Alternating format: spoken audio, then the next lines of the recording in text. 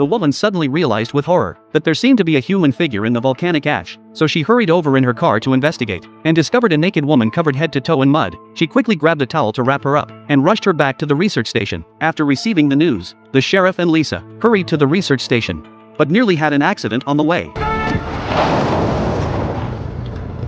It wasn't until they got out of the car that they realized the road leading to the town had developed a massive crack, and the woman they were investigating was from right there. To figure out where she came from, Lisa asked her a few simple questions. The woman could only remember that her name was Gina, and that she had a friend here named Thor.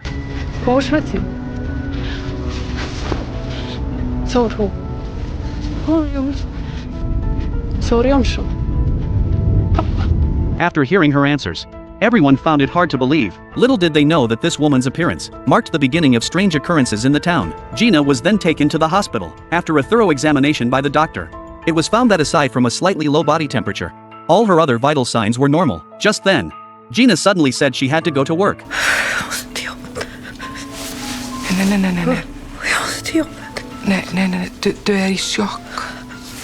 Sorry, jobbet? Where do you work? Hotel. Hotel? What hotel? Vik. Hotel Vik? Lisa was completely baffled. Then Gina's father Saul arrived at the hospital. He was convinced the woman must be lying. He hadn't left the town in 20 years. How could she possibly know a young woman like that? However, the moment he saw her, he froze in place. When the woman saw Saul, she immediately called out his name. From the looks on their faces, it was clear their relationship was far from ordinary. But Saul, snapping out of his daze, acted as if he'd seen a ghost, and turned to leave. Meanwhile, the sheriff arrived at the hotel the woman had mentioned to investigate. The manager looked utterly bewildered by the sheriff's questions. Ever since the volcanic eruption a year ago, only a handful of people remained in the town. The hotel had been abandoned for a long time. How could they possibly have hired staff? But seeing how serious the sheriff looked, he followed him to the hospital. Mitt namn är Bergkron. Ja, jag vet.